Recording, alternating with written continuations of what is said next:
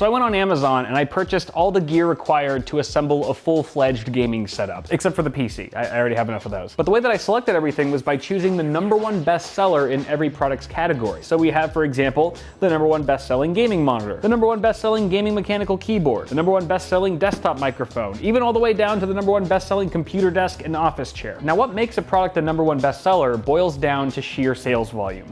Any product that has the #1 best-selling badge has sold more units than any other product in its category. According to a lot of the articles I've read, and contrary to my own belief, ratings have nothing to do with it. But if you think about it, any product that has an insanely high number of units sold is probably a decent product. Chances are it's good quality, or it has a good value, or there's something redeeming about it, which is why most of the #1 best-selling products usually tend to have pretty high ratings. But that's not something the Amazon algorithm factors in when determining who gets that #1 best-selling badge. It really is all about moving units at the end of the day. And so in a sense, it's almost like a popularity contest where customers vote on products with their dollars, and whichever product sells the most wins. With that in mind, you can almost view this as like a crowdsourced gaming setup, right? This is like what the hive mind of mankind has deemed the best gaming setup. So I'm gonna put this together right now, I'm gonna take it for a spin, and we're gonna find out together if the human race got this right, or if this is just another one of the many things we f***ed up.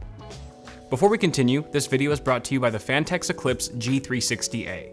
The new mid-tower builds upon the excellent value of the P360A, with more fan locations and 360mm radiator support at the front and top of the chassis. The metal front panel features Fantex's ultra-fine performance mesh design that combines high airflow performance with dust filtration for outstanding thermals and easy cleaning.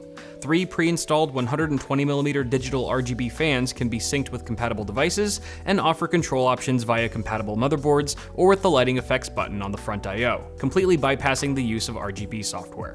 The case also features robust support for full-length GPUs, multiple hard drive and SSD locations, and the option for vertical GPU mounting. The chassis comes in your choice of black or white and is available now. Thoughtfully engineered and competitively priced, the G360A makes a strong case for your next build. To learn more, click on the link in the description below. As you can see, I'm starting off with our desk, which is the Kubi, or maybe it's Kubi.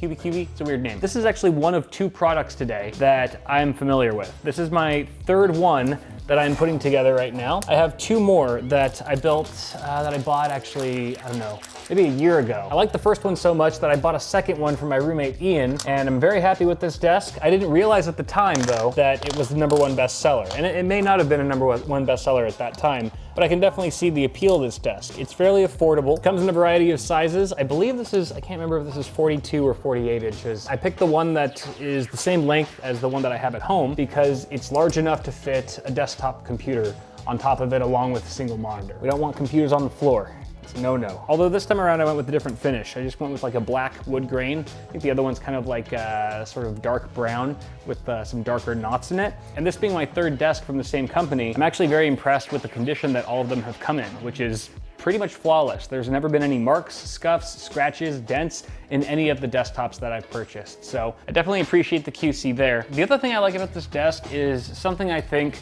a lot of these products have in common, which is that it's a good value. It's not super expensive, but it's not super cheap either. It's kind of that middle of the road, and I feel like a lot of the #1 bestsellers on Amazon kind of tick those boxes, where it's just sort of that nice sweet spot. Obviously, if it takes a lot of sales volume to get that #1 badge, there's not gonna be a whole lot of people who are going for super high-end stuff, and there's not gonna be a whole lot of people who are going for dirt cheap stuff. So I think this setup is actually gonna be a pretty nice balance between price and quality. Here's the desk, and while we're here, why don't we just give it a quick measure. Across, we are looking at 47, 48, and as far as depth goes, from back to front, about 24 inches deep. And in case you want height, we're at about 29.5 inches tall. The finish actually looks really great. Obviously, it's faux wood. We're not gonna get real wood for this price point, but it still looks really good. And if you don't like the black, like I said, there's different grains and colors to choose from, so you can find the one that you like best. We also have a nice little hook here. You can hang your headset here, earbuds, whatever. And on this side, we have a nice little pouch for my setup at home. This is actually where I keep my laptop power brick because it's a dockable laptop setup. So the power brick goes right in here, so I don't have to worry about, strapping it to the bottom of the desk or leaving it on the floor where it's messy. And you can actually flip the two. When you're building the desk, you can decide if you want the pouch on the right or the left, and same goes with the headset hook. I would suggest doing it this way, especially if you're gonna have your desktop on your desk, because most desktops are gonna have the side panel on the left. And if you wanna be able to see into your system, then you're probably gonna have your desktop on the right, which means you're gonna be sitting on the left with your monitor right here,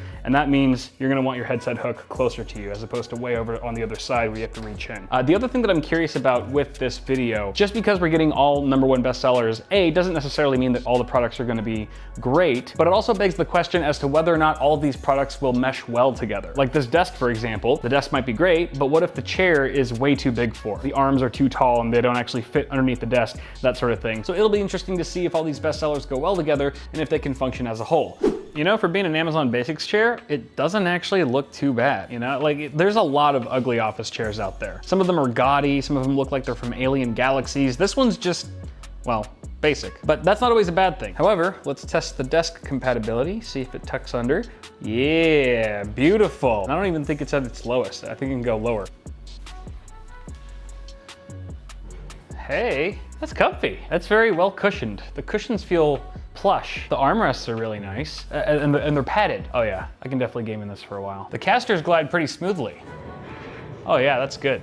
That's really, oh, I also just realized that this is pretty much gonna be like a matte black setup, and that's just coincidental. But I mean, we got a black mouse, we got a black webcam, black headset, black keyboard. I guess that shouldn't be surprising since black is generally the most popular color among gamers, as opposed to something like white or something like that. Scepter, model E275B FPT165. I think the 165 is because it's 165 hertz refresh rate, 27-inch display, IPS, which was very important for me. But this is also 1920 by 1080, and it does have FreeSync Premium. It's flat. This is a flat screen. They put most of the hardware in the lower half, so it does bulge a little bit, but the rest of it is very thin. For I/O, we've got 2 HDMI 1.4, 1 HDMI 2.0, a DisplayPort 1.2, audio out, and your DC in for power. I'm gonna mount the stand really quick just to see how it is, but we are gonna eventually swap it out for the desk mount arm that I bought.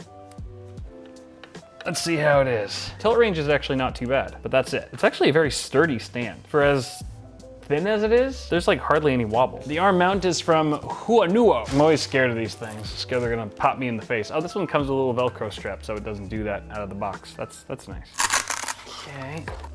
Ah, scary. Arms installed, and damn, that was quick. The mounting solution is really simple and straightforward. You just screw this vertical bracket to the base, and then the C-clamp just latches onto the back toollessly. And even though this desk has a crossbar, it's not a problem because it's wide enough, so the C-clamp latches onto it just fine. What I like most, though, is the backplate, because the backplate has these open grooves as opposed to closed holes if you're mounting a 100 by 100 VESA panel. And this is really nice because you only need to screw in 2 screws at the top of your monitor. That way you can just rest the entire monitor on the backplate and then finish screwing in the other screws and tightening the top too. So that's like a really nice solution because sometimes it's really difficult trying to hold the monitor with one hand and then screw it in from the back from the other because you don't have these grooves to just rest that panel on. And so sometimes you need another person to help you or something like that. So really good design. Ooh. Ah. Bam. Look at that.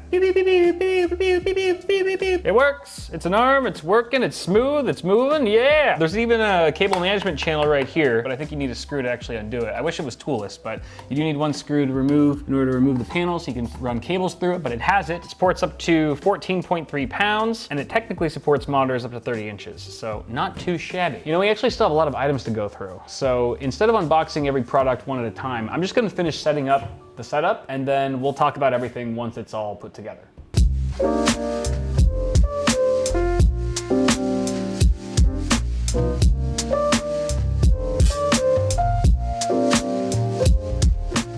All right, we're all set up. I've been gaming on this thing for about an hour now, and here are my thoughts. The mouse, there's not much to say about the mouse. It's the Logitech G502 Hero, and it's a tried and true mouse. It's a legend. I've had plenty of use with this mouse, and it's awesome. This is the only other product here today that I'm familiar with, besides the desk, as I mentioned. It's a good mouse. The keyboard, however, not my favorite. This is the EVGA Z12, and it's a mechanical. I misspoke earlier in the video when I said it was a mechanical keyboard. It is not. It is membrane keys. They're using membrane keys, which feel kind of mushy, and the keycaps are just wobbly. They're wobbly, they don't feel great. I wish there was a volume knob at the very least. There's not even that. It is water resistant, and it's only 30 bucks, so if you're really strapped for cash and you're prone to spills, this might be something you're looking for, but outside of that, I can't really recommend it. Another thing I cannot recommend is the mouse pad. The top material feels nice, it tracks well, it's a good size, it has stitched edges, but it slides around. It does not grip the surface of the desk well whatsoever. I was just gaming here and there, and I was just like, whoa, why am I like slipping around?